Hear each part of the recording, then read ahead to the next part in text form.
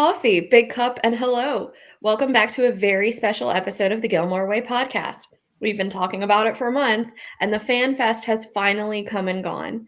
We had the best time in Maine with a few hundred other Gilmore superfans, as well as the cast and crew. So of course we'll look for any excuse to relive it. And when we decided to do a special bonus episode recounting the experience we had.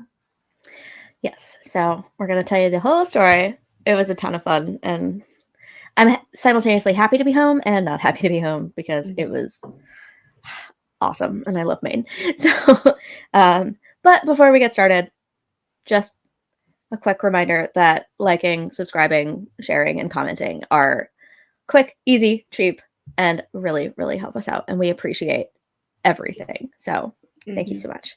All right, let's get into the story. So I actually did like a half day at work on Wednesday and took the train and the bus like across Toronto down into Niagara Falls to be picked up in Buffalo so that we could leave first thing Thursday morning. And so then we got on the road. If you're out on the road spying the first of the fall color. Yeah, we will preface this by saying too, I want to start off with how our Thursday night went because I think it's worth mentioning. We were hosting a panel at this convention weekend doing Gilmore's Against Humanity, sort of like a spinoff of Cards and like incorporating memes and everything like that, which was a very significant undertaking in the lead up to this weekend. A lot of elbow grease went into that. So a lot. My elbow is still crying. Yeah. There's a lot of fine computer work. Yeah. My hands are still crying from all of the cutting out cards. Yeah, we cut out 1,500 cards. Manually. Yeah. Manually. Yeah. So when you got here Thursday evening or Wednesday evening, yeah, we really quickly went for blowouts because, got to keep the hair on point. We went to dinner at one of our pretty much now, I think, go-to pizza places in Buffalo, Santora's. Check it out if you are in the area. It's phenomenal. And then we came back, and normal, responsible people would probably go to bed immediately, knowing that you have to get up at the crack of dawn. But that's not us. Yeah, no, we still had cards to number and sort and put into piles of 5 and paperclip, and then to put them in bags and pack up and organize those bags. So still several hours of work. And it was, God, when did we go to bed? Like 1 a.m. 1-ish, I think. Yeah. Very ouch because we had to get up at 7. Yeah, that was pretty rough. Yeah, which we did. Woke up at 7 Thursday morning, packed up all of the things into the car that were not already in the car. And then I think we got on the road about 8:30. Is it 8:30 or 9? Something like that. Yeah. 8:30. I think it was 8:30. And just so you know, New York is a huge state. She chonky. And yeah. So we drove all the way across New York, and then we decided as we were coming to the New York border, normally the nav will send you through Boston or near Boston because it's the biggest interstate and it just sort of loops up the most directly. And we were by the time we hit Boston, it's going to be rush hour, and we do not want to be in Boston in rush hour. So we YOLO'd, and we decided to go across Vermont and New Hampshire instead, states neither of us had ever been to. And so we got to get a little bit of a taste of some new states and have a much more chill New England backroads experience on the way to Maine. And thank God we did. It was so much more chill. I loved it. Yeah, I ain't mad. It did add on a few extra minutes to our drive time, which meant that we were rolling up as the opening ceremonies were literally just getting underway. We'll get there in a minute. But from a traffic perspective and from a scenic perspective, it was worth every minute of extra time. Vermont had beautiful fall foliage already ongoing. You didn't have to deal with Boston's traffic patterns or just an obnoxious amount of cars on the road. It was definitely worth the trade-off. I remember when we got into Vermont and there's this like new highway and there's like no cars on it.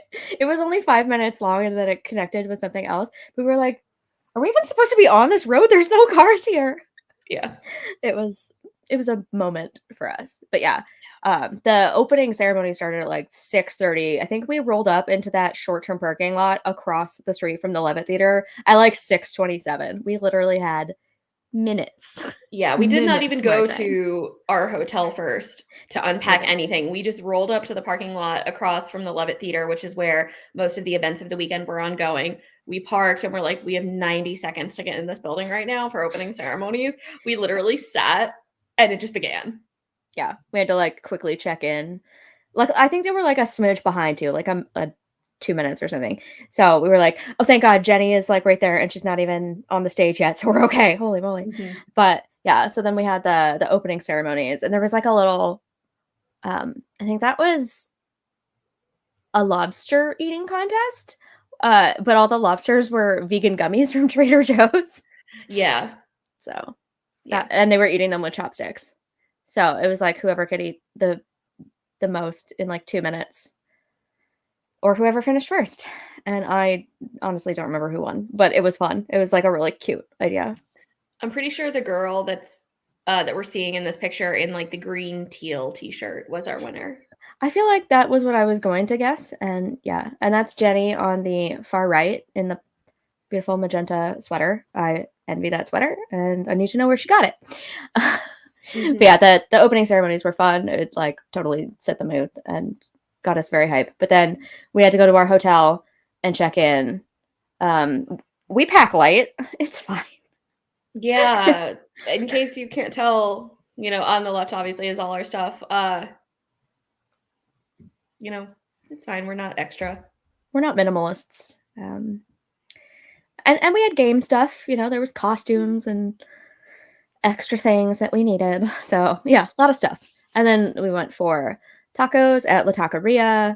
I was really excited to try the main beers, and I was not disappointed by the offering of beers in coastal Maine because everything I had slapped. It was so good. I wasn't disappointed about anything in Maine. That state is just amazing, and we'll be back one of these days. Oh, yes. All right. What do we got next? Okay, next up was karaoke. We got changed, and we headed back to the Levitt for karaoke, which was so much fun. Eris was the absolute star of the evening. He was just like karaoke bombing everybody and like obviously dancing his heart out. He was like clearly having an incredible time. He was also lit. Yeah, we could say it. If you can't tell from his face in this photo with us. But it was awesome. I ended up I was sort of like the last one on the list for karaoke, and I decided to close out the night with There She Goes. The Sixpence None the Richer version, not the Lost version. It's just slightly better for my vocal range. And of course, he karaoke bombed me, which was fun. And then I was about to like leave the stage because then Marcus was like, oh, we have one more, and it's Eris. And then New York, New York came on. And I was like, can I do this with you? And so like him and I, and then, I don't know, 3 or 4 other girls also did it with us. And it was just like the most fun. I believe you took a video somewhere. And yeah. I did. My New York heart just like sang with joy in that moment, just being like, this is how we're closing out the Friday night. I'm here for it. Just echoing what you said, it was just so blissful to see how into all of the songs and just participating with everybody that Eris was. Like, he's not required to do that, but he took his Friday evening to just still be there, sing with everybody, dance with everybody, talk and interact with everybody. Like you said, he was having a fun Friday night, but most of us were. We all, yeah. Weren't we all? So, but it just speaks volumes to his character and the person that he is, and just a wonderful human being and just lovely person to meet. And we knew that we were going to have a great weekend with him. Yeah, just boundless energy and enthusiasm. I'm like, how are you doing this right now? You're so energetic. Like, there are more photos of him dancing like that and like playing air guitar on his leg and like on his back on the stage. See, this is why you come to FanFest, so you get to experience moments like that. That's why we do this. Anyway, so that was Thursday night. Friday morning, our first stop was a meet and greet with the lovely Honor Huntsberger, Devin Sorvari, and she was so sweet. And obviously, you can see, I got engaged this August in London, and when that happened, I decided that like I was going to theme my outfits around some of the bridal looks on the show, and so I started out what I think was pretty strong. And because Devin was the first step of the day, I was like, I have to do the Honor Huntsberger wedding look. Like, I have to. So I got the wedding sweats and met Devin Sorvari looking like that. Yeah, she, again, was a lovely person, as was all of the cast and crew that we met. You probably can't tell, like, what my shirt says, but it does say, like, hypocrisy runs deep in the Huntsberger family. So I thought it was an appropriate shirt to wear meeting the eldest Huntsberger. But she was just, again, a wonderful person. It's so heartwarming, especially because this was our first year, just to see how happy they are to interact with us. Like, you could tell it's so genuine, and it just makes every meet and greet above and beyond. Yeah. She's nothing like Honor Huntsberger, and Honor Huntsberger is still the most likable Huntsberger by a mile. But yeah, you can't see my shirt either, but it's another one from Jess's TeePublic. It says "To friends old and new, borrowed and blue" with some like champagne glasses. So again, with the theme. I also have the one that says "To honor and to honor's honor." So I'm running with the whole bridal theme for obvious reasons. So I had a lot of fun putting that together and meeting Devin Sorvari like that. And the photographer was like, we have to get the honor bride. So that was good times. Yep. Next up, that didn't transpose properly. I swear I did that. I swear I got it to go. You know what? It's okay. People will still understand what's going on when we explain. Chaos reigns here. But okay, so the afternoon activity was newspaper hat making, and there was a whole tutorial. But I was like, no, I have my own idea, and I decided to do Lorelai from Hammers and Veils instead. Again, on the bridal theme with the pearl tee and a newspaper veil. Yeah, it was fun. It took me a couple seconds to get the hang of it. I will say making a newspaper hat is not a walk in the park, or at least it wasn't for me. But we accomplished it. It's not as easy as it looks. There's like a whole video and explanatory notes and everything. And I was like, I'm so glad I'm skipping this and trying to make a veil, except it was still not easy to make a veil. I had to bring like scissors and tape and a barrette to make that happen. And even then, like, it looks okay in the picture, but it was not. You can't really tell from this picture because this is like compressed and sideways. Classic. Yeah. I'm great with technology. Yeah, no, but it was a good time. It was just, again, these communal activities were predominantly happening in the Levitt Theater. So it was also just lovely to be around other GG fans, get to start to know people, say hi, make your introductions, just talk endlessly about the show. It was just really, like, I can't speak enough to the environment that this convention cultivates and just how friendly everybody who was there attending is. It's true.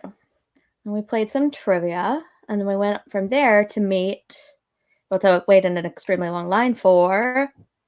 I also love the FanFest balloons on that motel. That's the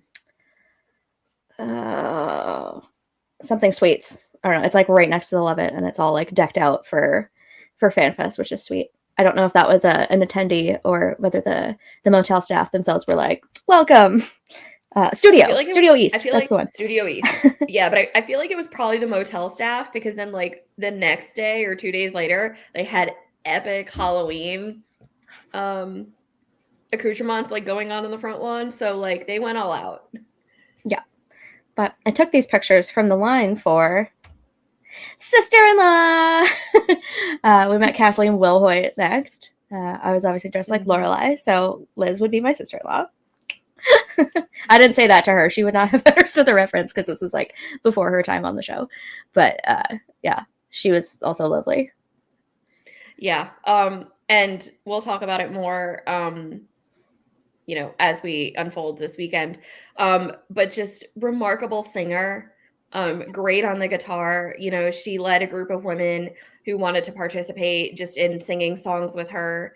We'll talk about that, but just, again, very talented musician. Mm-hmm.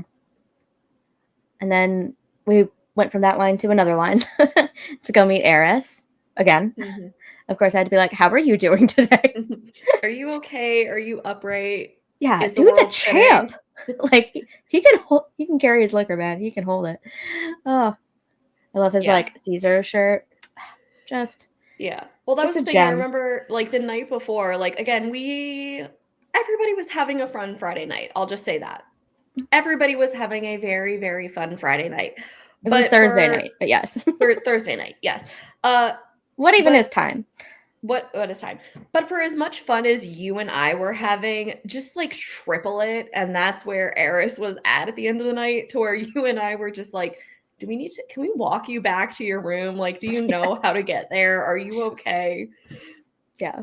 He had a friend though. He was fine. And he was like staying right across the street. So it was all good. But yeah, he was just such a champ the whole weekend. Like, just always there, always involved in everything, just with nothing but a smile on his face. Mm-hmm. And then Friday night was the costume competition. So I think this was the couples of on the they started out with like friendships, I believe. Yeah, friendships, couples, stuff like that. Unfortunately, it's like not a super zoomed in photo, but if I had been more zoomed in, you wouldn't have seen everybody. But you got like, there was a Suki, a Luke, a Lorelai, a Rory as sort of like a package, like family costume. There's 2 different sets of Gran and the guy in the purple tracksuit, which is awesome. Yeah. Amazing. Someone dressed up like, I've never seen a Quentin Tarantino movie, but whatever the character that Logan dressed up for the Pulp Fiction party as, like, that was a good one. There were some really good costumes, very impressive. Yeah. And in case you can't tell from the photo, the judges for the costume contest were Valerie, who was one of the costumers on Gilmore Girls, and then Devin and Kathleen came back to also participate as judges as well. So just another opportunity to see them, and again, just them spending their Friday night with us. Yeah. And then there was also like a act out your costume portion as well. And so like someone dressed up like Jess from Swan Song and like did a black eye and makeup on their face and did the whole like monologue that he does to Luke in the diner about getting beaked by a swan. And then someone comes in with like one of those swan pool floaties and like chases her. It was funny. It was very well done. And there was Rory and Hammers and Veils with a Tom. That's a Hannah? Hannah. Another Gran and tracksuit guy that was the one where they acted it out. Mm-hmm. There's I got hit by a deer, like a whole group of people dressed up as the deer, the car, Rory, a stop sign, a tree. They really set a scene with that one. That was pretty cool too. Yeah, we will have to up our game next year. These people are very creative and wonderfully so, but it just means that we have to just, level up, so to say. Yeah, we went as the ice cream queen and ice cream. Which was fun. It was an easy enough costume to pull together. I wasn't really gunning to win anything. I just wanted to participate. But now I feel like next year, again, I don't know if I'll gun to win, but I do feel like I need to step up my game for next year. Mm-hmm. Not sure what it's going to be yet, but I have some ideas. Yeah. So we'll see how that goes. I think I have some more costume photos too. Yeah. Mm-hmm. So another one that I really loved was a family that did like Babette and Maury, and they put their baby and dressed it like a gnome. Little baby Pierpont.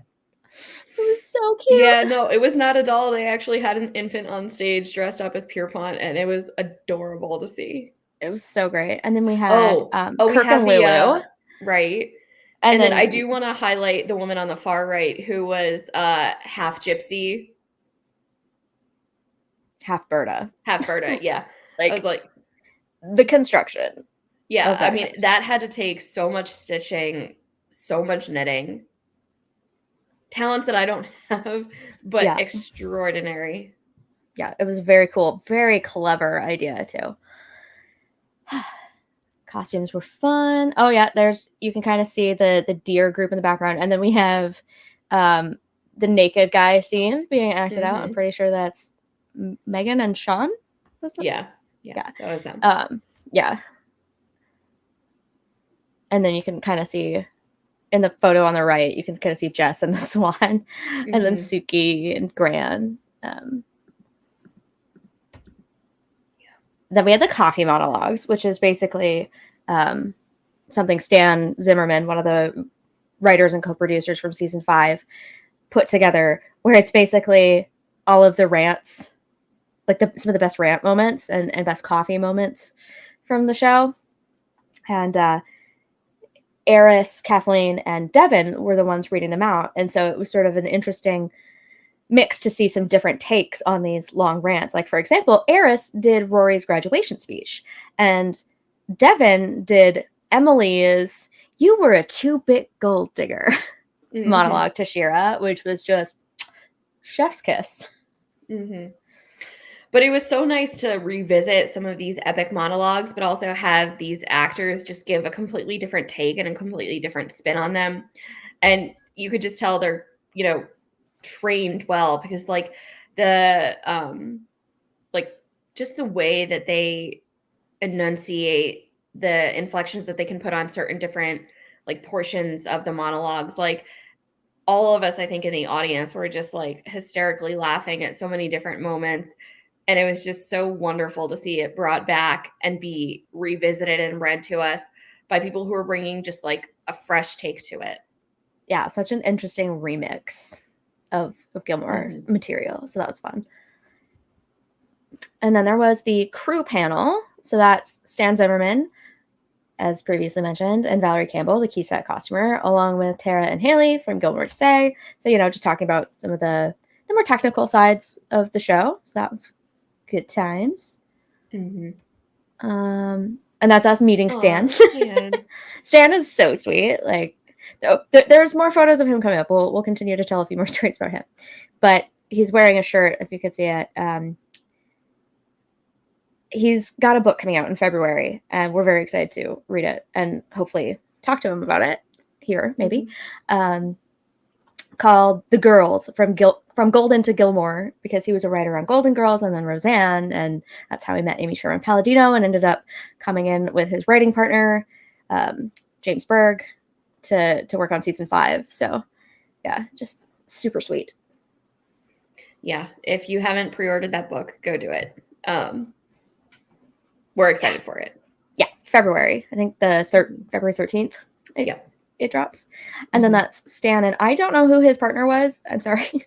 But they were leading bingo, which was fun. I bummed out on like every round, but it was still a lot of fun. Yeah. Sure. It's just like random words and people and places and things from Gilmore, just all on a card. I love bingo. I'm such an old lady. But we knew this. Yeah.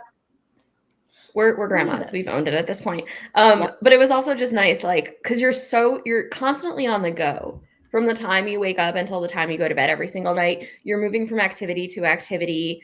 Sometimes you have to wait in line for things, which is fine. But it just makes those moments where you can just like sit in the Levitt and sort of just like breathe a little bit, grab something to drink. It's kind of just like, its own break in a way.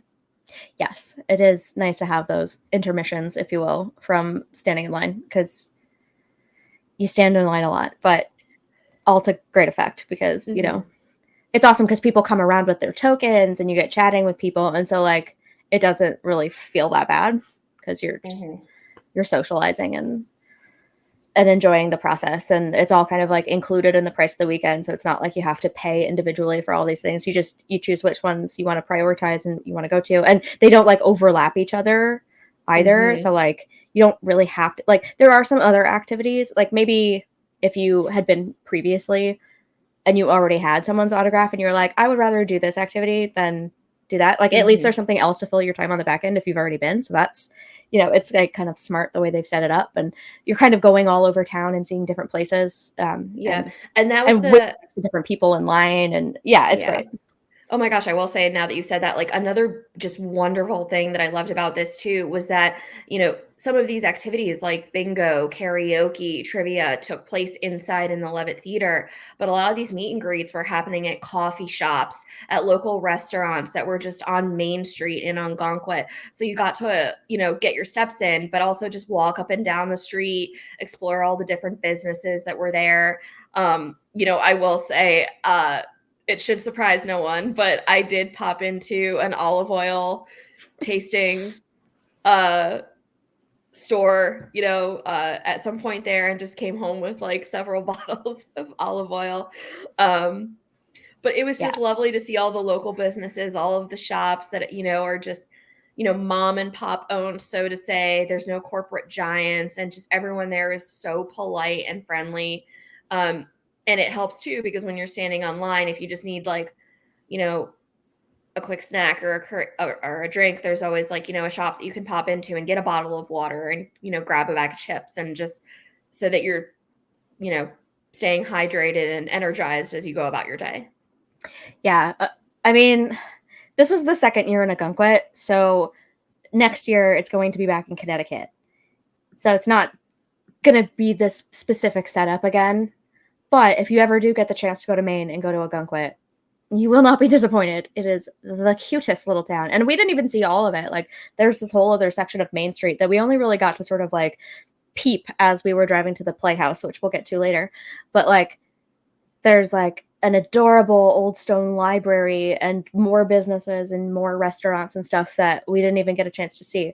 But the main part of the fest was so like central. We were at one of the further motels, and we were still within easy walking distance. And I'm assuming wherever they go in Connecticut, it's going to be very similar, because you want that sort of that efficiency and that, you know, centrality of having everything kind of epicentered around a place like the Levitt Theater. So I'm assuming it, like, no matter where it is, it's pretty much going to be the same. But if you have been a couple times, then we're going to get to see some new stuff next year, maybe. So that'll be fun. Right. We love Connecticut, so we'll be there. You know, we'll be there. But yeah, this is us meeting April Nardini, Vanessa Morano, at Backyard Coffee. Again, lovely person.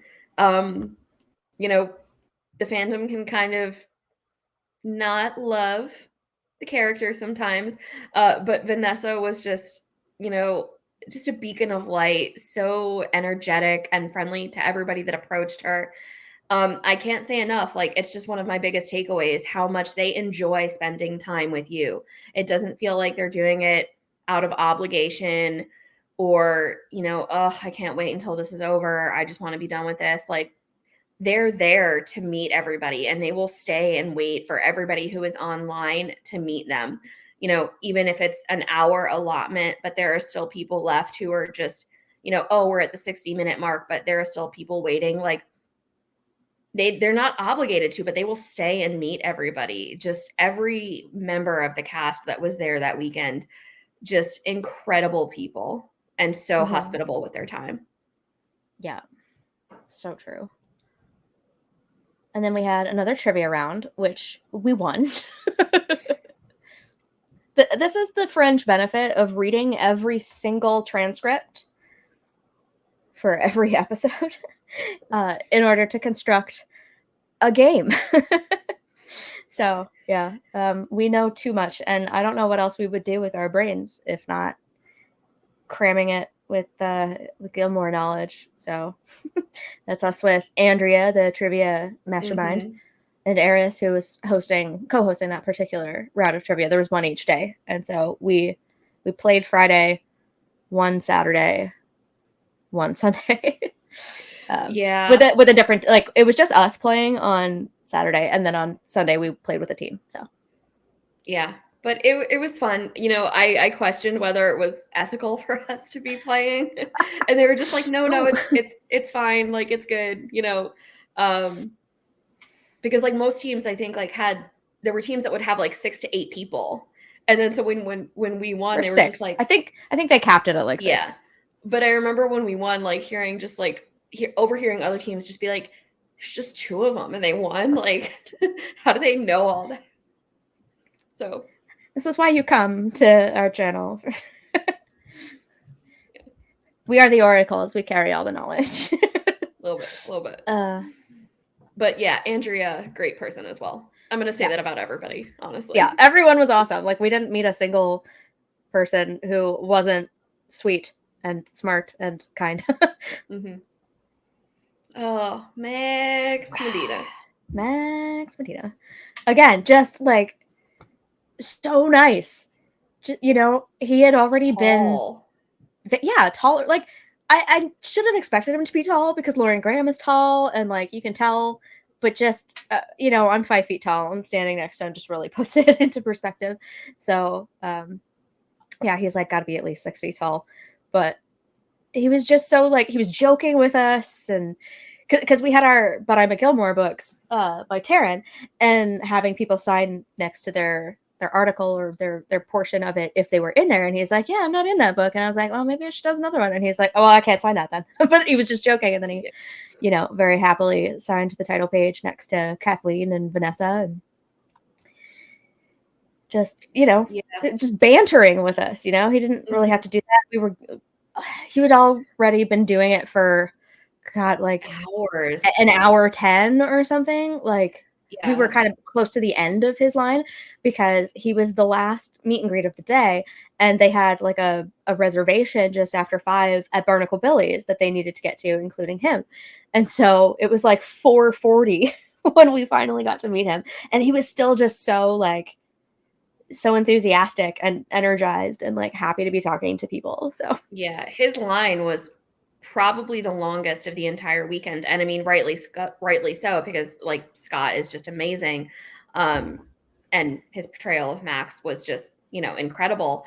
But he had to have been doing like, and standing on this long, just taking photos and meeting people and talking with people for probably every bit of like at least 2 hours, and no complaints. Like, again, they're there to like engage with you and just and be friendly and socialize, and it's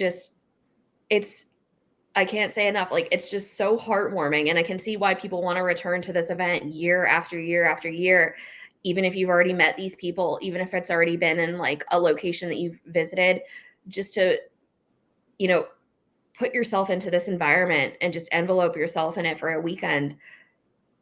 It's incredible. And so like, magical. of course we're gonna do it again next year, but I can see why people are just like, oh yeah, this is my 6th year attending, and it's like, I get it. We get it now. Like, I knew it was going to be good, but like, it was amazing. And you can see in the background of this picture, Scott brought his dog, and his wife was with him as well. And one of my greatest regrets of the weekend was forgetting to go pet his dog, because she looked super sweet as well. And like, he was just walking around town with his dog. We were having lunch Sunday afternoon at Rose Cove, and I saw him walking by with the dog, and I thought about popping down and being like, I didn't get a chance to pet your dog the other day, do you mind? And I was like, do not be that person, just don't do it. So I didn't, but you know, just, he probably would have been like, yeah, sure, go ahead, like, but no, he was probably off somewhere. But again, just wander in town, you know, no like security, no pretension, no nothing. Like, just one of us. One of us. One of us. And so when we were finally done with signings, we were like, okay, we can relax now. And so we went for dinner. Lupper. It was like 5 p.m. It was a little too early for like full dinner. But we went to this place called like Patio 09307 or whatever the zip code of Ogunquit is. I can never remember what it is. And so we got to sit on this like patio, and you can see the ocean in the background there. Yeah, it was just okay. And like you could smell it too. Like you could smell the salt water. You could smell like, just what was coming off the ocean as like the waves were crashing. Like, and it just totally put you in the mood to just be like New England vibes, New England feel. I know Kate's a vegetarian, so she didn't indulge, but like just being able to like sit and like I had shrimp cocktail and I'm like, what is life right now? This is amazing. Yes, I had like a really excellent mac and cheese at that place though. And they do put lobster in it if you want to go that way, but I just had the regular one and it was really nice. But then you really wanted oysters. They didn't have oysters there. And so we popped across the street to Pepper's Landing, which we went to twice because they had a good price on oysters. And you got oysters and this was like September 30th and I was like, it may be 22 degrees Celsius, but I'm in Stars Hollow and I'm going full fall right now. So I had like pumpkin pecan cheesecake and an apple cider margarita. Mm-hmm. Yeah. Oh, like I'm leaning into this right now. I loved Pepper's Landing. Yeah. Oysters were solid. Yeah. I went inside and like checked out their lobster tank and I was like, you poor bastards. This is not going to end well for you. No. It's been a while since I've like seen a lobster tank. They are strange creatures. There were some that were like hanging upside down. It's so weird. Sort of bizarre, but I did try a lobster roll for the first time last year. And I thought about trying to get some lobster bisque, but most of the places we went had like chunks in it. And I was like, I'm not here for the texture of that. If it were like a smooth, creamy soup, I could probably get over it and just like see if I could enjoy like the creamy flavor of it. But we never did end up finding that. So I'll probably get back to Maine someday. I would still like to see Kennebunkport and maybe Portland, a couple other spots along the coast. Like the Maine coast is amazing. It reminds me a lot of the Pacific Northwest, but with that like New England flavor to the architecture and stuff. It's just so like raw and wild and like magical. And just like this is skipping ahead a little bit to the next day, but at one point we were standing by Marginal Way, just like watching the water come in and it was just like crashing in waves and it was mesmerizing. Everything. I loved it. Yeah. I used to live in Vancouver. I miss the ocean. And so to be on the Atlantic coast and just like watching the sunset over the water with the cotton candy skies, there are photos of that later. You'll see it. I love Maine. Okay. So I was here for it. But anyway, getting back to the chronological timeline, then there was like the town hall, which is where there was sort of like you go out to vote on stuff. So that was kind of fun. And then the hosts of that were dressed like Miss Patty and Taylor. Yeah. Right on brand. Yep. And then we had Who's on First, which was a joy to my heart, as I'm sure it was yours too, being a baseball fan. But the infamous Abbott and Costello routine that was just, re-illustrated to us by Caesar. And I admittedly forgot the other gentleman's name that was doing That's it. Jason. Jason Bray. Right, Jason. Dressed as a Wookiee, no less. Dressed as a Wookiee. No questions, just as a Wookiee. Yep. Yep.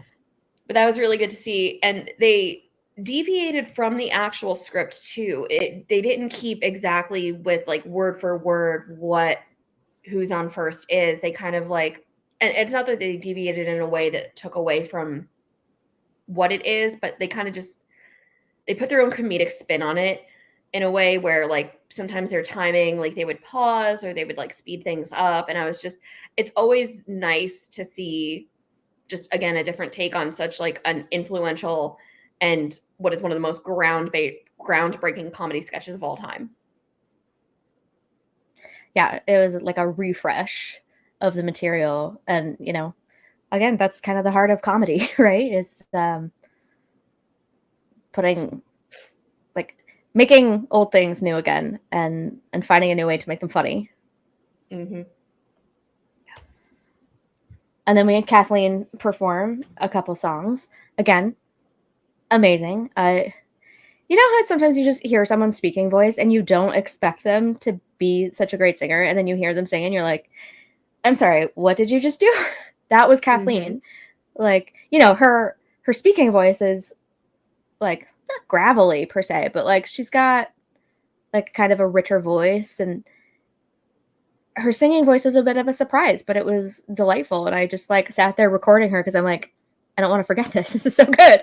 And she had, you know, a choir of attendees just helping her out. She taught them some harmonies in the afternoon, and we got to watch that rehearsal for a few minutes too. We snuck into the Levitt to grab a seat for I think it was bingo, maybe? I don't know. It was bingo that was next, yeah.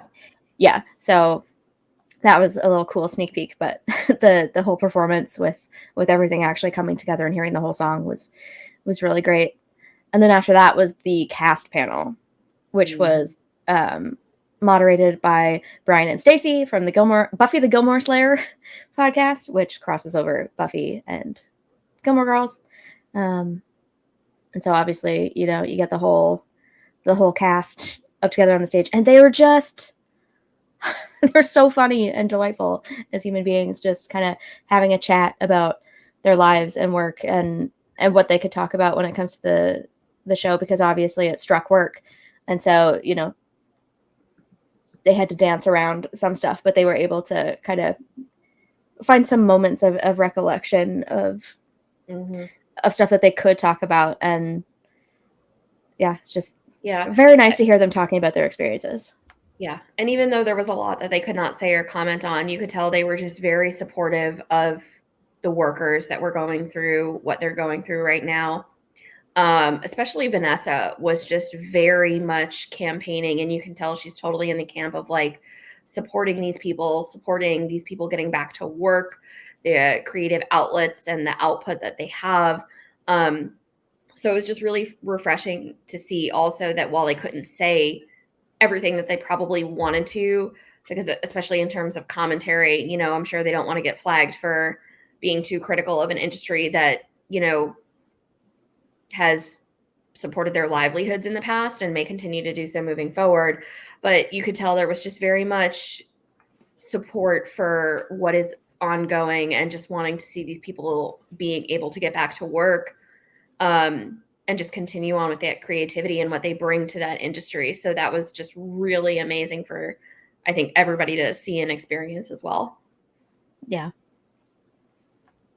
Everyone was awesome, and I miss them already. And it's one of those things where I don't know if this is just a me problem, but my brain is like Teflon. And so like, I don't remember what they were talking about. All I remember is that like Scott built a tiny house during quarantine, like stuff like that, you know, just random little life anecdotes that they're able to just sort of tell in a small intimate setting like this. That's just, you know, you're not going to get this anywhere else. You're not going to get this in a big interview somewhere else. It was just, I wish I remembered more of it, but it was just such a blur. And I remember laughing a lot. It was so much fun. Yeah. But you know what's funny? It's so funny because when I was looking at this in the slides app, it was upside down. And I was like, you know what? That's a vibe, because it really captures the essence of what was happening that night. So I left it upside down. I could have flipped it, decided not to. And then I go to put it on here and it's upright. How dare you? This was me convincing Laura to stay up for one more drink at Main Street, which is the gay bar in town, because that's where everybody went to after party. And we did keep ourselves to only one more drink, because we'd already had a few throughout the course of the evening through like, you know, because the Levitt serves. And so we were just like having beers throughout the panels. And that was for the bar. Nice. Yeah, so great. Beautiful bar too, like incredible and like good selection of liquors and beers and wines and stuff. But like I had heard people talking about after partying the night before at this place, and I had major FOMO, and I was like, I gotta see this place. I want to hang out. Like Jenny and Marcus are gonna be there, Stan's gonna be there, a lot of like other people are gonna come. So like, can we please just go for one drink? And talked her into it. And so we went and we chatted with Stan for a little bit. And it was a lot of fun. Which is hilarious, because like even just sitting here now talking about it, thinking about it, it's like normally like you never have to twist my arm to get me to hang out at a bar and have a beverage. But I think it was just for whatever reason, like responsible Laura was kicking in and be like, you have your game panel in the morning, you need your beauty rest, like you need to go to sleep. And I'm glad that you convinced me to stay out and to go to this bar, because it was just a really fun scene. Like you said, Jenny and Marcus, the creators of FanFest, were there, so we got to talk with them a little bit more. It was an unexpected surprise to be able to communicate and just spend extra time with Stan there. But it was so much fun to be able to do. And I even told you the following morning, I was like, listen, if we hadn't had our game panel and we didn't have to be up and responsible for orchestrating like an event at FanFest, like I would have totally stayed there longer. It was an incredible establishment. Everyone was super friendly, very good vibe check. I would have loved to have hung out there longer. But if it was a really cool place. Yeah, we'll be back there. And it just, again, allowed us to get to know Stan a little bit better.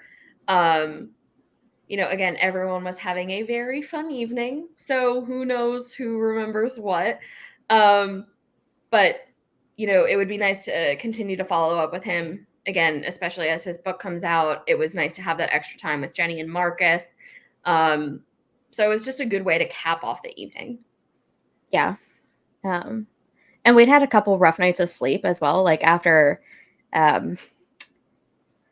karaoke, we didn't get to bed until 3:45 in the morning or something, and then had to get up and be at Devin's meet and greet for 10:30. Yeah. And we were not morning people. We do not function on a funky sleeping pattern. So No. that it was a little rough. And so there was a bit of the after effects of that, where you're just going to bed really late and you're so tired from full long days. And then you realize you have to run a game panel and you're like, I need to be perky and on and actually doing things with my brain. So better actually get some sleep and not be hungover. Yeah, there was even a moment this picture was Saturday night at Main Street. But there was a moment even Friday night when we had events for the early to late afternoon were done, and then we went to this what ended up being a really incredible Italian restaurant that was only about a quarter mile away from the hotel that we were staying at. So we're just okay, we're gonna go have a quick meal at this Italian place, an early dinner.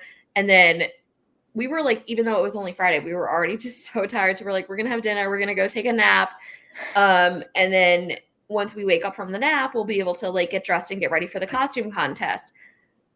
There's so much that's on the go, and you're constantly moving from one event to the other, that we never ended up getting the nap in, where it's we just went straight from dinner, got changed for the costume contest, went to that. But it just, falls in line with what you said here.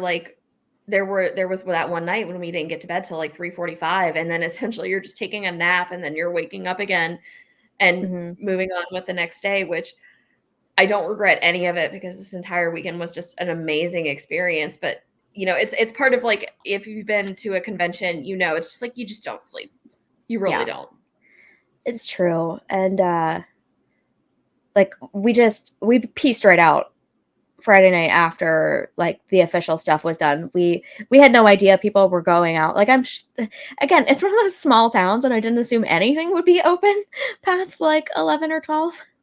And it was already 11 p.m. and we were so tired. And then by the time we got back to the hotel and showered and cleaned up, I think we got to pass out around 1 on Friday night, which was, a better, fuller night of sleep, so that Saturday we had a little more get up and go.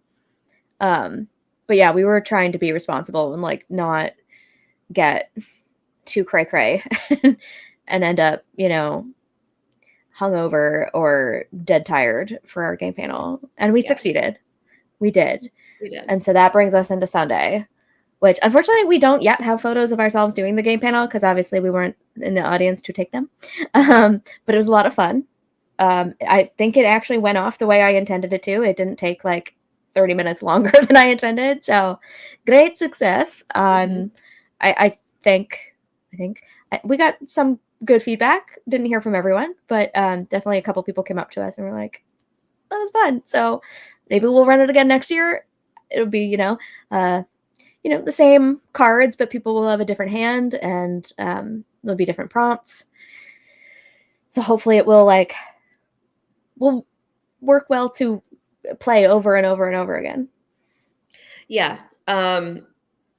We definitely did get a lot of positive feedback from it, which was nice. I had a couple people come up and say, like, oh, like trivia is fun, but this is like a different activity. No one's ever done something like that before with like memes and cards. So it was just really nice to get that positive feedback from people, hear that they enjoyed the panel. And to even then have Jenny, again, the creator of the event, come up and just be like, thank you for contributing. I know how much work you both put into that. Please come back next year. We'd love to have you back, moderate something, do it again. Just how gracious everyone was and how excited everyone was, and just, even laying out the welcome mat for next year, above and beyond. And it just really makes you feel so good at the end of the weekend, knowing how much everyone, loved and appreciated what we did, and just getting to know everybody. Again, can't say enough about it. Yeah. Definitely put a lot of work into that game. I think we agreed to do this in like June. And basically from that moment on, every time I was watching an episode or reading a transcript, I was pulling quotes and making lists. And then, I had to organize that and put it onto cards and format it. And we had to print it and cut it and organize all of that on the back end. So it was, it was really sliding into home, as we described up top.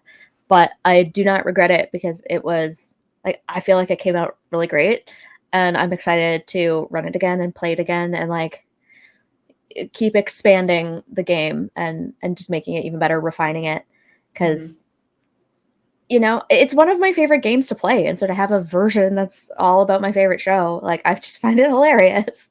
Yep. And then let's just also really quick, I want to highlight Flat Shelly on the right hand side there. Yeah. The hero of the weekend. Yeah, Shelly Cole was not able to come out to the convention this year. I know she's attended a couple in the past, but our wonderful she has a real job now. Yeah, our wonderful friend Jess, who you see in the left photo of this, created this like cardboard flat cutout of her and Monkey, her dog, and just carried it around the entire weekend in case anybody wanted to take a picture with it. So of course we needed to. Hopefully next year down the line, we'll be able to meet Shelly in person, because from all accounts, she also just seems like she's one of the best people in the universe. So yeah, I'm so excited to hopefully one day actually meet her. I will go to Denver if I must, and get altitude sickness, because I really want to meet her. But yeah, she's kind of been a FanFest staple, but she just a few months ago got a job that's more of like a regularly scheduled Monday to Friday, 9 to 5 in a school setting. And so, if memory serves, it's a school setting. And before, she was like teaching. I think she just had a more flexible schedule. So, really disappointed that she wasn't able to make it. But at least we got Flat Shelly and got a good giggle out of that. But yeah, so our game panel was the last sort of substantive thing of the weekend, and then there was sort of like the thank yous, the goodbyes, the giving out of the final prizes, and doing some raffles, the closing ceremonies, if you will. So these photos were taken just after all of that ended, and obviously there on the left we are with Jess of Oi with the Cups already, just one of our favorite people in the fandom, who keeps us in gear, in merch, just like some of the best merch. Mm-hmm. So, yeah. And she had like bitchin' outfits all weekend. Just like yeah, 3 outfits a day, all on theme. It was awesome. Her and Brianna both. I also want to say too, for our game panel, we had prize bags that we were giving out to the first place teams on each side of the auditorium. And she was just so gracious enough to supply all of the goodies for our prize bags, coordinate everything that we wanted to, work with us on what we wanted to go into each and every single bag, and then actually put the bags together for us. So when we rolled up into Ogunquit, the prize bags were already assembled and ready to go. All we had to do was pick them up and distribute them. So shout out to Jess. We love you immensely. We can't say how grateful we are for everything that you did for us that weekend. Again, for constantly keeping us in swag. You're just, yeah, we love you to death. You're just incredible. You're doing the good work. Mm-hmm. And we've got season 5. Wait, yeah, season 5 boxes are coming soon. I'll probably get them tomorrow, honestly. Yeah, and the October movie boxes too. Very excited. We're gonna watch Practical Magic and get more swag. Themey fall swag. Love it. So that's sort of like the end of the official Fan Fest. And it's like, we've just been talking for 55 minutes. And that's kind of what the weekend felt like. It was like blink and you miss it. But it was so jam-packed full of awesome stuff. It was just like one awesome thing after another awesome thing after another awesome thing. And it flew by. And, you know, if I have any regrets from it, it's like not talking to more people. Like, I have some like social anxiety and I'm an introvert. It's really hard for me to just sort of like insert myself or strike up conversations with strangers sometimes. That's why I have my trusty resident extrovert to help me integrate into things. This is why we work. And, you know, sometimes we would get separated. One of us would wait in line while the other went and got coffee or went and did something else. We had to hook up with Jess a few times to like plan for the gift bags and stuff. So, you know, there'd be times when I'd be like waiting in line, just being like, I don't know how to talk to people, but they're all so nice. I don't know why I'm scared. So, you know, we got to talk to some really cool, nice people, but there were so many people there that we didn't get to talk to. And so I'm excited to go next year and like maybe break out of that a little bit more and like just put myself out there a little bit. I've never been the most like I'm surprised I do a podcast. Like, I've never been necessarily making myself the center of attention quite like this before. And so to, you know,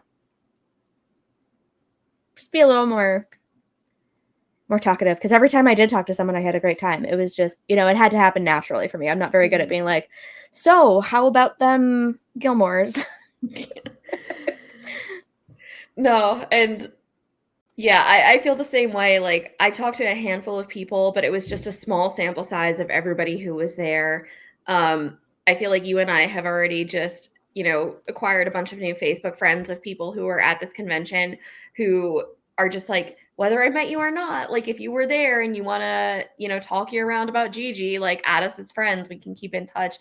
So we've already gotten to know a couple new people that way and just make, you know, a bunch of really great new friends. If you're watching this, you know, come talk to us. Like, you know, whether you see us next year or even if you just want to reach out to us like on Instagram through our podcast.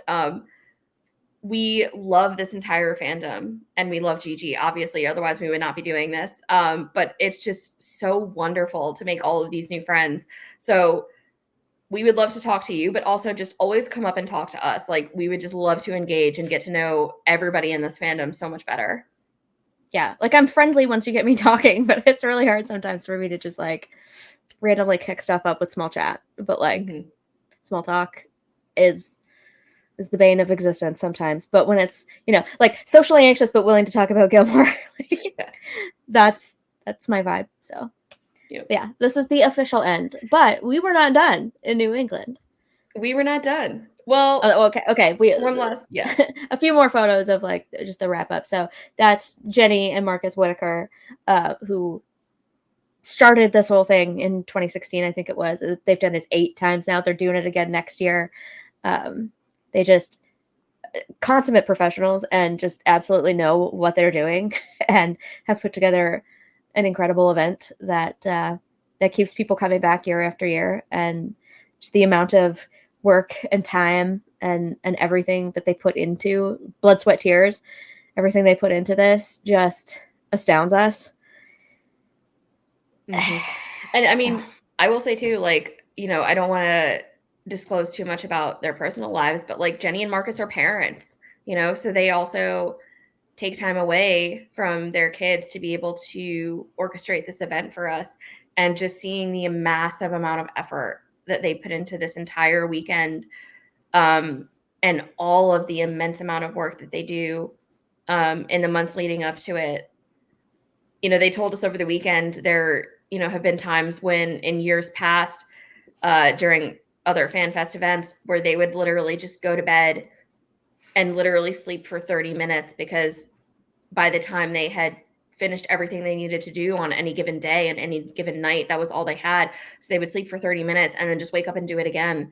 And it's extraordinary. Like, that's a lot of love and dedication to put into a fandom and into an event to do that for people. So it's just remarkable to see the efforts that they put forth year after year after year, when they certainly don't have to, but they do it because, I think there's just, again, such a communal love for all of the attendees and for the environment that they create, that they're willing to just continue to work and put this on for all of us every single year, including next year now. So yeah, like, it's one thing to try it once and be like, that was fun, but I'm exhausted, but they just keep doing it. And yeah, it's remarkable, it's special, and it's magical. Like, it's the only word I can think of. It's like, there aren't enough superlatives beyond magical.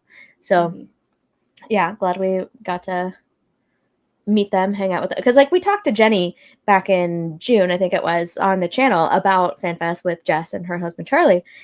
But, meeting them in person and actually, like, interacting and doing the whole thing, like, they're just such awesome people, and just, smart, funny, kind, everything. Just all the nice words can be applied to them. So thank you to Jenny and Marcus, if you're watching, for continuing to pour out all this time and love and work and effort into this event, because it's special. It's very, very special. Yeah, it is indeed. Then we grabbed some lunch at Rose Cove, and I took away like a pound of chocolate fudge. And again, very impressed with the beer showings in Maine. So it was really cool. They had these like tables out on the patio that had, like, each one had a little fire. I'm like, are there gonna be s'mores? Because you got a fire here. But it was nice, even though it was once again 23 degrees Celsius. So what is that, like 75? Yeah, there were days, something like that. Yeah, there were days, especially after the main weekend. We did a few days in Connecticut. We'll talk about it, when it would get up to 75 to 80 Fahrenheit, like, every single day. And it's just like, is it October? Are we in fall? Did we miss something? Yeah, right? Exactly. Like, I was packed and so ready for like a chilly fall weekend where it's like, it's really starting to get crisp. And like, there were moments when you're in the shade or early morning at night where, like, yeah, it was chilly, but midday, holy moly, like, it still felt like August at times. So I was just fully, like, mentally in fall mode by that point. And I was like, okay. So sitting by the fire when it's like 70 some odd degrees was strange, but kind of awesome. Although it's weird, it created this like strange air current that kept like trying to suck things into it. Like, I almost burned the menu like 3 times.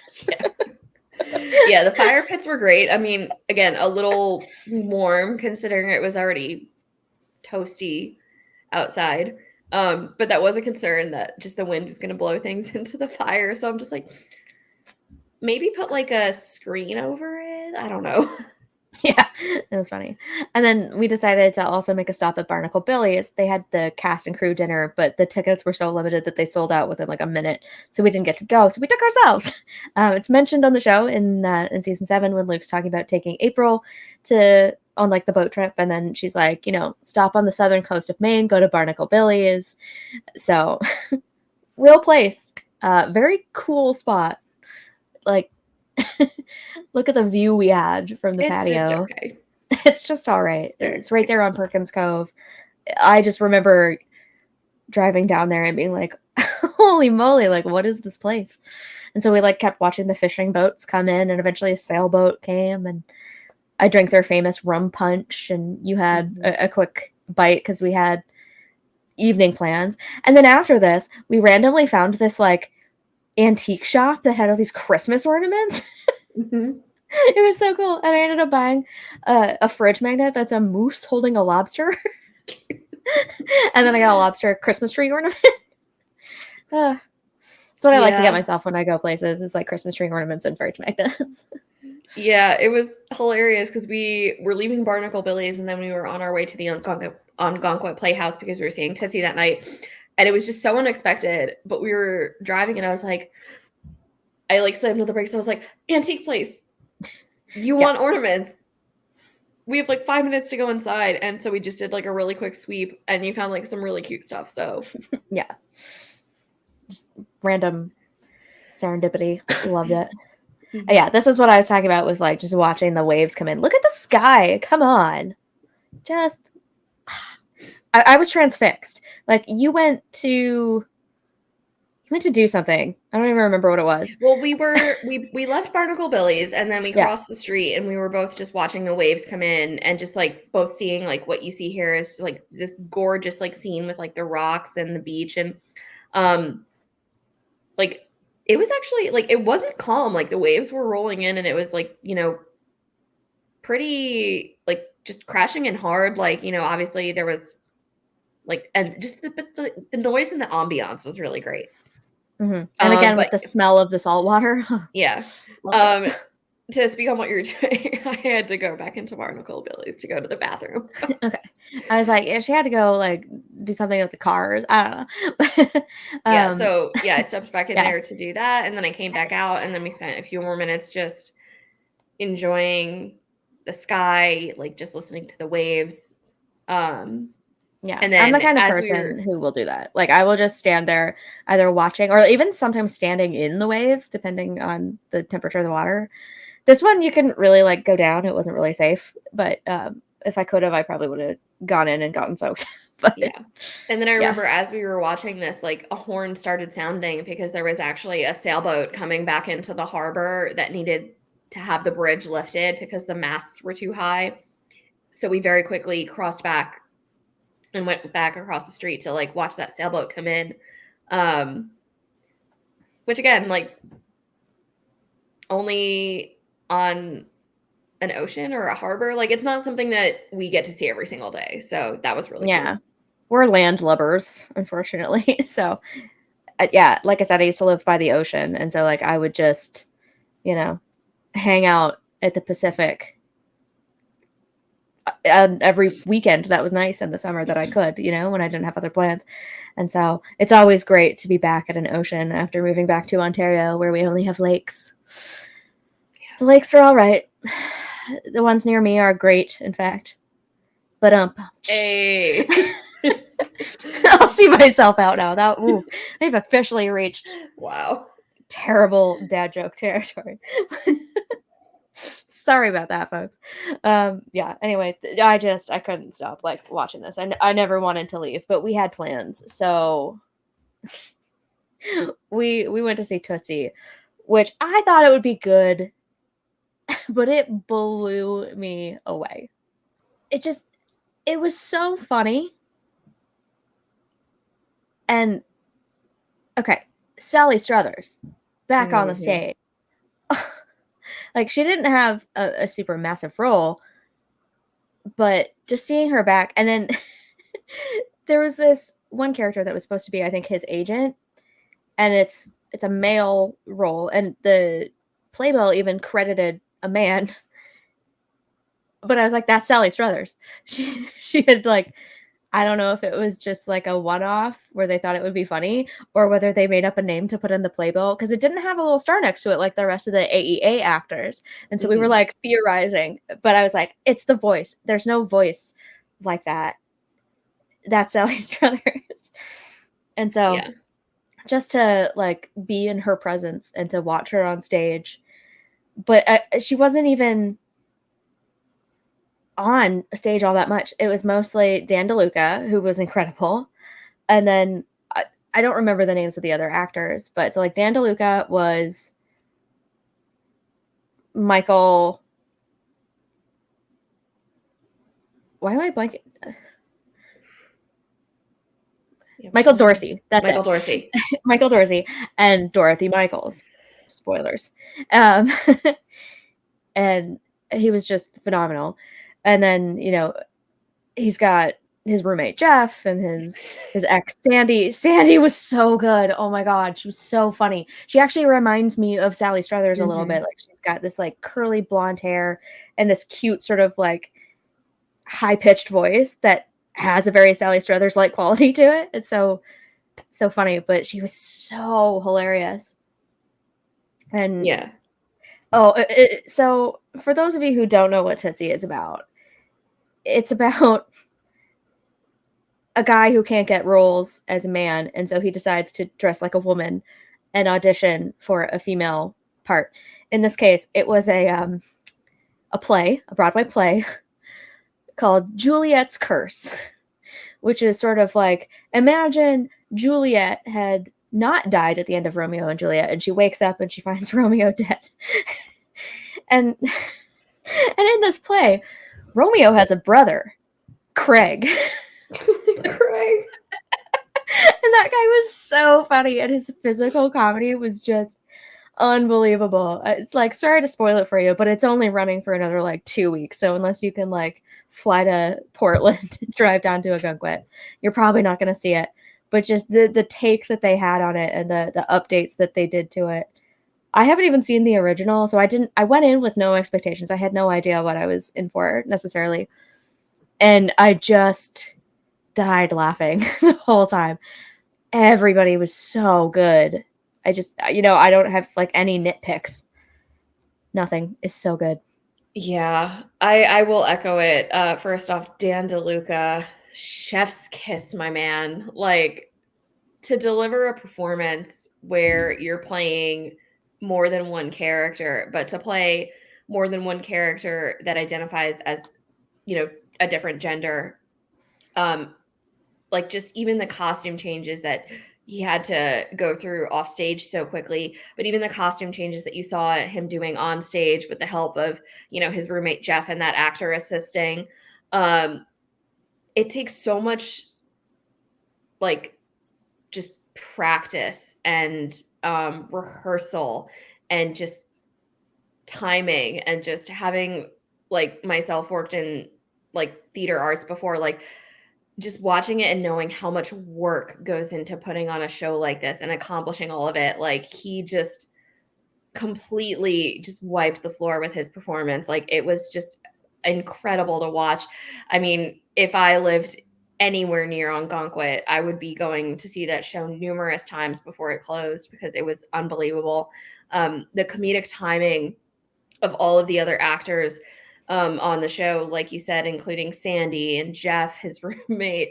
Shout out to the actor that played Jeff. Just, again, like, had me in tears so many times, just as he's starting to realize, what his roommate is actually doing, that this Broadway show that seemingly now the entire city is talking about and giving rave reviews to Dorothy about is actually his own roommate. It was just remarkable from start to finish, and I can't speak volumes enough to everybody in the cast that was involved. It was, just such a highlight to the weekend, and such an incredible way to cap off our time in Maine. I could gush about it for another hour if you would let me. Yeah, but we've already been going for nearly 75 minutes, so we'll try to cap it there. But yeah, Jeff kind of had a slow start, but then he had his own sort of number to open up the second half. Oh my god, it's so funny. But yeah, just everything about it was amazing and just uproariously funny. So kudos to the entire cast and crew of that show. I know you're watching. Of course. and you killed it. Yeah, so the next day we decided to kind of take the morning in Ogunquit. We were going to get on the road a little earlier, but then we ended up having breakfast at Crew. I had the creme brulee French toast, which was amazing. And you had like the best hash browns I've ever had. Like, oh my god, those were good. And then we did a little souvenir shopping, and I think we went for oysters one more time. Of course we did. I made us. We did. Yeah. And then, so when we left Maine, our next stop was Salem, Massachusetts. So if you've seen Hocus Pocus as many times as I have, you recognize that house. So we went all the way to Ocean Avenue. And you can't really tell in the movie that it's actually like right on the harbor. It's stunning. Like, very surprising. I should have guessed that Ocean Avenue would be on the ocean, but I don't know. So we just kind of took some pictures at the house, and then so like there's the waterfront that it's on, like it's just nuts. And then we went back into town and went to the town hall, which is where the party that the adults have the night that, like, the Halloween night. And so that's where Bette Midler and Sarah Michelle Gellar and Kathy and Jimmy would have done their I Put a Spell on You number. So paid a little homage to the town hall. Oh no. And we also stopped at the witch house, like across the street from the witch house, real quick, which is one of the oldest buildings remaining in Massachusetts, built in the 17th century. And it's like one of the only buildings remaining that has any remote ties to the Salem witch trials, because they basically tried to wipe out that history and like destroy everything. Obviously the history books don't forget, but they kind of tried to do a little historical revisionism, and so not a lot is left but witch house. And there's like a line down the street to take pictures there because it's such a tourist trap, and it's also a museum. So we didn't have time or energy to do much at it, but we got a picture from across the street. We only spent like an hour or so in Salem. It was really busy. Like, even on a Monday afternoon at the beginning of October, it was like bustling with tourists and people who were taking tours and like doing witchy Halloweeny things. And I'm here for it. And I was like, again, it feels like August weather-wise, and yet we're all out here being like, is it Halloween yet? Yeah. You could tell too, like, even though we had to do a very quick walkthrough because we had only parked the car for a limited amount of time, we had to get moving on to our Airbnb and make sure we had time to get there at a reasonable hour. I think we were already just, again, tired, just wanting to kind of speed round through things. But there were a lot of really amazing shops as we were walking down the cobblestone streets. Like, you could tell there were a lot of really cool places to go into, a lot of historical sites. It would have been nice to have had more time to see them. But I think especially in that moment, again, we were just so tired that we're just like, we're ready to just keep going at this point. Yeah. If we get back to Salem one of these days, we can always revisit. But it was just at least cool to be able to like breeze through and see what we did. Yeah, agreed. It'd be nice to spend some more time there, but again, it's such a tourist trap that I'm like, I want to get out of here right now because there's too many people. But oh well. And so then we had a day off on Tuesday. Neither of us had much energy or felt up to doing anything. We were going to go back to Yale because last year when we went, we felt like we didn't really get enough time. And it was also raining, so we didn't get a chance to really enjoy the campus. But we were like, you know what? We've seen Yale, and we'll be back in Connecticut next year. We can always try again, but we need a day of rest.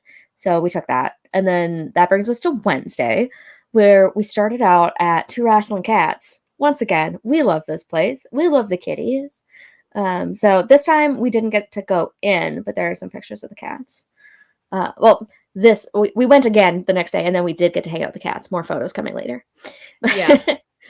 Yeah, in case you don't know what Two Wrestling Cats is, just real quick, it is a coffee house, but the owner has 6 adorable cats in the back room of the cafe that you can look at through the window. So we took some pictures on Wednesday. When we went back for coffee Thursday morning, he was very hospitable, and he's like, do you actually want to go back and play with the cats? Of course, twist our arms. So we got to spend about half an hour playing the cats on Thursday before we moved on, and it was amazing. Yeah, like, he's very amenable to people hanging out with the cats. It's more just like, how busy is it? Like, does he have a line of customers? Because he's really the only one who makes drinks, and then he's got someone who helps him with like food and other stuff. And so, it's very much small family business. And so we got lucky, and we had the time to sort of like sit and wait for the line to dissipate. And he was like, when I'm done with these people, like, I'll take you back to see the cats. And we're like, yes. So there's more kitty pictures to come. But first, so Wednesday was the day we decided to go to Bridgeport. So, the site of Rory's felony. A. So I snapped this picture as we were driving out of East Haddam of Gelston House. So like you can see it back to back with the shot from Lorelai's first day at Chilton where they drive right by it. It's like almost exact. Very proud of that. Mm-hmm. Very nicely done. I didn't know you had taken that, but that's amazing. Yeah. More pictures of that to come too. That's the Bridgeport Police Department where Rory got booked for stealing a yacht, grand theft boating, had to pay some pilgrimage to Bridgeport. And then we went to Dolphin Cove, which was a little disappointing because they were out of the two things that you wanted. Yeah, in case you couldn't tell by this point in time, I love oysters.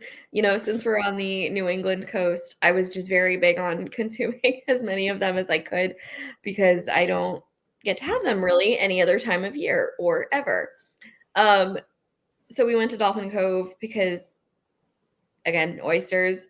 Turns out they didn't have any. They were also sold out of Peroni. So it's just like they don't have the beer I want. They don't have the oysters I want. So we just very quickly had one drink and we were in and out of there because, yeah, just left a little bit. You needed your oysters. And it left a little bit to be desired. But I'm glad that we only spent a limited amount of time there because we went right up the road to another place called Boca where they did have the oysters that I needed. And their patio was gorgeous. Mm-hmm. It was so calm. It was just decorated well. It's right on the water there where you just are overlooking all of these boats and the pier. Scoping out ones to steal. Yeah.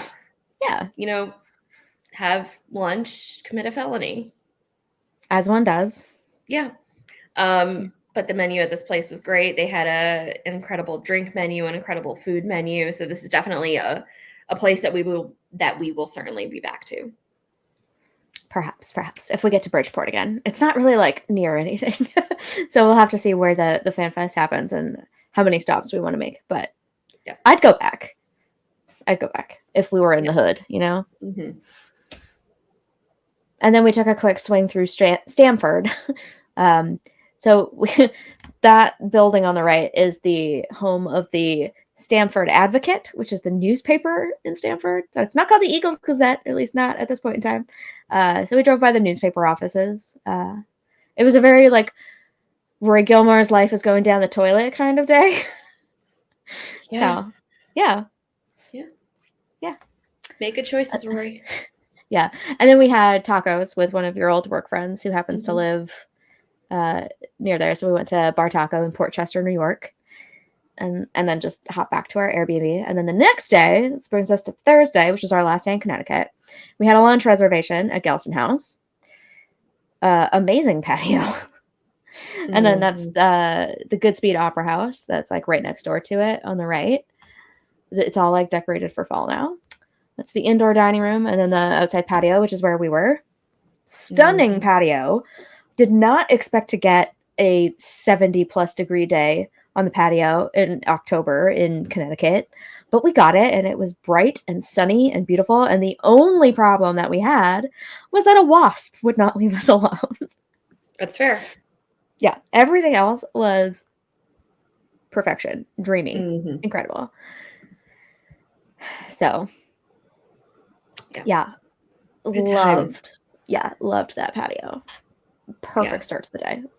And then this is the parking lot of Two Wrestling Cats. I spotted a Jeep Wrangler and I was like, I got to take this picture. It's fall colors and a Jeep Wrangler and coffee and Connecticut. I am in Stars Hollow right now. Yeah. And so as promised, more kitty pictures, just sweet felines. I finished this off with like 4 or 6 pictures or something of cats. So, and they were just the sweetest. And they were like clamoring for our attention and affection. And we were more than happy to. Yeah. There was one cat that really, look at that. My new bestie, you've been replaced. I can just like reached out and grabbed me. I was like, oh my God, I love you too. I concede. That is, wow. Yeah. Yeah, these cats, like you said, it's correct. They were just so happy to have the attention and the affection given to them. There was one that very much loved the wheel that you saw previously in this room that would just go hop on the wheel and just be like, look at me walk. I'm walking. I'm literally cat walking for you. Hey. And Mark told us, he's like, if you're not paying enough attention to Kit, he'll get on the wheel and start talking to you. And he did, in fact. Yeah. He'll just get on and be like, meow, meow. He was just like, hi, I'm gonna hang out with you like the whole time. I'm just gonna follow you around, and if you're petting the other cats, I'm gonna get on the wheel and start chirping. Oh, I love Kit. I love a good ginger boy. And then there was one that was like basically asleep the whole time we were there, and I was like, you, sir, are a mood. But yeah. Good times with the kitties. We'll see them again too. Yeah. Like when we were there last year, they were just kittens and we didn't get to meet them, but they're the same cats. So hopefully we'll get to see them next year and the family will still be together.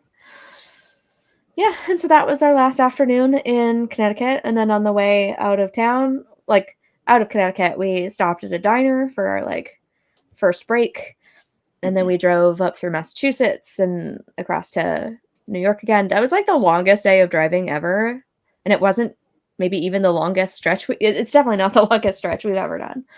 But it just felt interminable because we were like so tired and just so ready to be home and comfortable and unpacked. And when we got back into Buffalo, that was the first time the entire week that we had any rain. It just decided to start downpouring. The heavens just opened up and poured rain on us as we were trying to get our stuff inside at 11 p.m. Yeah. But other than that, we had perfect weather. Yeah.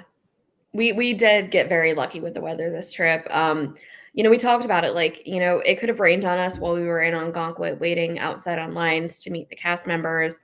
We had packed rain gear and umbrellas. We never had to use it. Just amazing weather the entire time around. So I can't complain about the fact that it rained on the tail end of the trip because we just got incredibly lucky. Yeah. And then we took another day off on Friday, just hanging out at your place. And then Saturday, you drove me back to Ontario and we stopped in Unionville to get, one more shot of Stars Hollow before totally wrapping it up. And we had a deep fried Korean Canadian Thanksgiving dinner at Mom's Kitchen in Unionville. That place was bopping. It was I guess it was a Saturday, but we got there and, there were a couple tables full. And by the time we were wrapping up our meal, the entire place was jammed and there was a line out the door. So I'm glad we got there when we did. But I had kimchi fries and you had fried chicken wings. Fried chicken wings. Yeah, which were amazing. I've never really had Korean food. It's very meat heavy, so it's not really my favorite cuisine, but it was such an interesting experience and it felt very fitting to have it as part of a kind of Gilmore themed trip. Yeah, it was a good way to close it out. And then again, just seeing Unionville at night, it was so much fun to revisit. We had been there before last year, but it was predominantly during the day. We went at night this time. So just seeing the gazebo, going into some of the shops again to get some desserts, and just being able to just spend a couple more hours just winding down the trip in the place where it literally all began.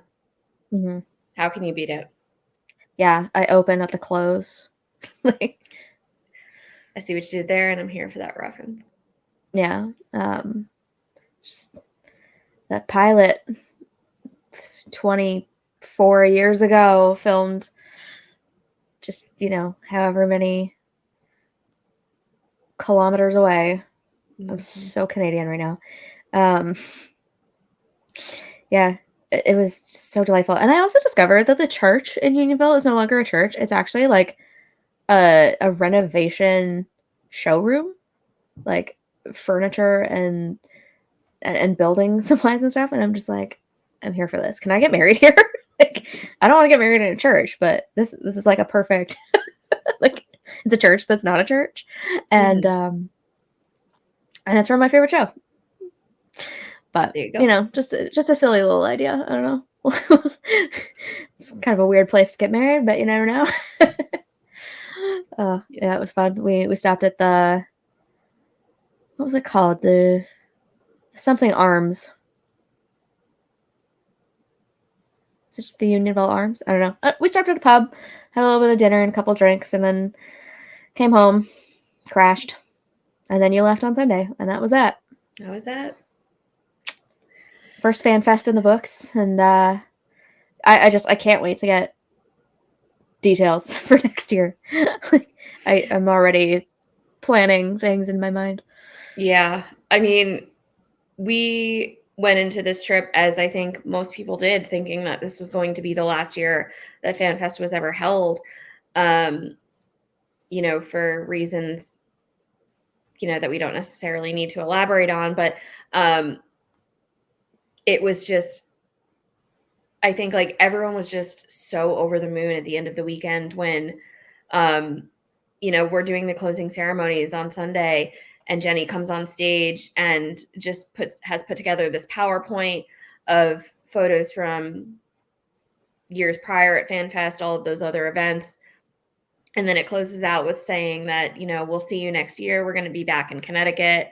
And you could just tell everyone was just so elated to know, like, we all thought that we were going to be saying our last goodbyes potentially forever. I mean, it brings people together, but it brings people together from all over the country, but also from all over the world. There are people that are attending this event from Germany, from Australia, from Alaska, from New Zealand, that are coming from every single corner of the globe. And I think everyone was just so pleased to know, like, it's not the last goodbye. It's goodbye for now, but I'll see you in fall 2024 because this is coming back again. And I know you and I are both just over the moon about it, and we can't wait for next fall. We're already, like, planning tokens, everything that we're going to do for next year. Even though it's 11 months away now, a year away, I feel like we'll just blink and it'll be time for FanFest again. And I'm here for it. Yeah, I'm already over here like, can I get started on Gilmore's Against Humanity again so that next year we're not, like, sliding into home, because that was stressful. Yes, it was. But now the hard work is done. So hopefully it'll just be an organizational feat, and some tweaking, coming up with some new prompts. And if we do it again, it'll be very fun. So I'm looking forward to it. Yeah. FanFest 2024. But what a trip this was. And I'm glad we got to take it. And I'm glad we got to meet all of the amazing people that we did and start establishing all of these new friendships within the Gilmore universe, and just having all of these new friends and associations. And it was just the best trip that I think we could have hoped for. It was everything that we wanted it to be. Yeah, exactly. And here's to 2024. My Firelight Event mug. I love these camp mugs, by the way. These are just, like, the best mugs. Also, I have 3 of them now. Thank you to Jenny for giving us this one. Yeah, these were freebies. We're like, what? Okay. She's like, do you want a mug? We're just like, yeah. Yeah. Go to FanFest. You never know what free stuff you're going to get handed. Literally. It's cool. So I also have the I Smell Snow one and Omni Apparatus. And they're just the best mugs. I think you can get them on Kindred Handicrafts. Like, just if you want to buy them anytime. There's a bunch of different designs. Go check that out. Yeah. So I guess that's a wrap on FanFest 2023. Here's to 2024. Hey. And we forgot to show off our earrings. Oh yeah. We got these cute little, so you can see them better on the side. I think we both got these really adorable lobster earrings for Maine that we both wore during the weekend, and we figured it was appropriate and obligatory to wear them again now. So yeah, and I had that, like, lobster sweater that I found too. I was very of the vibe with Maine. I feel like it's such a sleeper state. Maybe it's just as a Canadian. It was never somewhere that was really on my bucket list. I was always more about, like, Connecticut, Massachusetts, and there's still a few that I haven't been to, like Florida and Texas and California and Oregon. But I mean, there's a bunch in the middle clump I also haven't been to, but they're, again, not on the bucket list. But Maine was never one that was really on my radar, and now that I've been there, I'm just like, I love this place. Take me back already. So, yeah. Someday we'll get back. It won't be for FanFest next year, but one of these days. Yeah. I feel another like year, another trip. Yeah, New England owns our hearts at this point. So yeah, we'll make circuits again in the coming years. It'll just yeah. All of our Stars Hollow dreams came true on this trip. It did indeed. It was awesome. But that's pretty much a wrap on this special episode. So yep. Thanks for joining us. Yeah, if you've been watching this and you attended this year, please drop us a comment. Let us know what some of your highlights from the weekends were. We would love to hear what moments were just, standouts to you, what you enjoyed, what you hope for next year. Again, we'd love to engage with any and all of you who attend this event to just dive deeper into this fandom and to get to know more of these fans and establish these new friendships. So please always reach out to us. Don't ever feel hesitant to do so. We'd love to talk with you and get to know you better. You can always find us on Instagram or email. We have links to that in the description below, but please just reach out to us. We'd love to get to know these GG fans better. Yeah, we hope to see you next year again. And if you haven't gone and you want to go next year, I'm sure we'll probably make another episode once more, or even just drop it at the end of our regular episodes. More information when it becomes available. So, yeah, we're very excited for next year. We hope that whether you've been or not, you'll consider going again next year so that we can keep this train going, keep hanging out, because it's a lot of fun. Yeah, indeed. Yeah. But just, keep tabs on our videos and our socials for that. You can also just always go and look up the FanFest on your own. But this is definitely an event worth coming to, and we hope to see you next year. But I think that's going to wrap us up for here. As always, just support the FanFest, support Jenny. We want to keep the GG fandom going as best as we can. And if you can always do those YouTube things for us, just like liking this video, subscribing to our channel, we always appreciate that too, and it really does help us out. Yep. And on that note, we'll see you Friday for dinner. Take care, everybody. Bye.